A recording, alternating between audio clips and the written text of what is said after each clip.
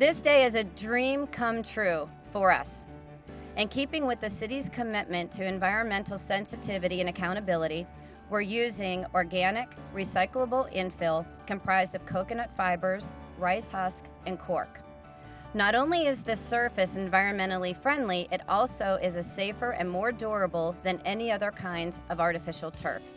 It is designed to be as similar to natural grass as possible, giving athletes the best possible conditions, allowing for maximum athletic performance. 1, 2, 3, it's open.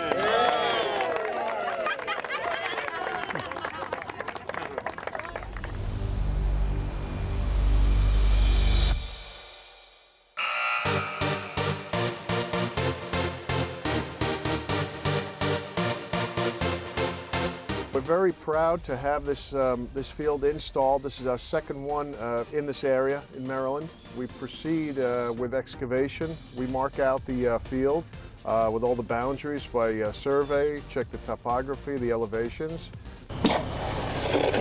It's surrounded by a concrete curb. This is a basin that's excavated out and filled in with the drain and gravel. Gives us a sturdy base for the synthetic turf. You have a transmitter that shoots the laser, it rotates, and then you have your receptors around the field. Actually, the equipment is set up with the laser adjustment on the actual graders. So what it'll do is it'll pick up that laser beam and it'll maintain that exact level on the grader as it's pushing out the stone.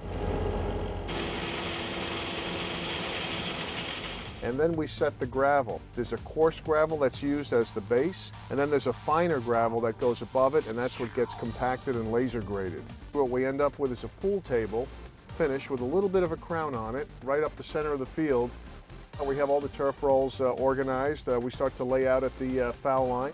We unroll the rolls consecutively, and then we start trimming the ends. True, and make a nice tight seam, and we roll them back and we lay out the seaming tape. Once the field is set, there are certain lines that are tufted in. They get cut in, all the markings get cut in, any hash marks, all of that gets cut in after the fact. Once the field is laid out, stretched, and glued, then we go back and open it up and cut in all of those lines.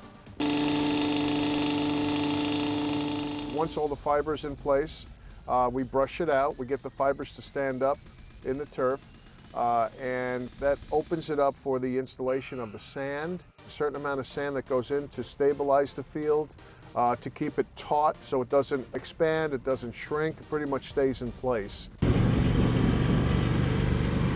On top of the sand is the organic infill.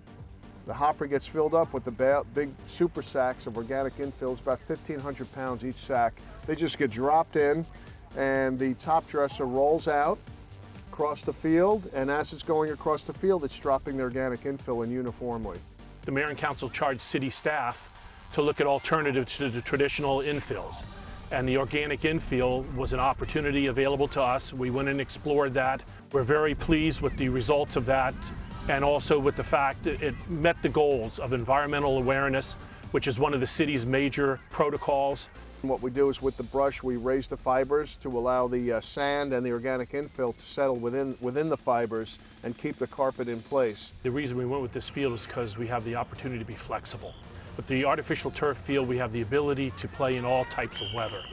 We don't have the issues of maintenance, we don't have the issues of rainouts, and we can have a continuous program in a safe and positive environment. Well, the real benefit is to the kids who participate in the program.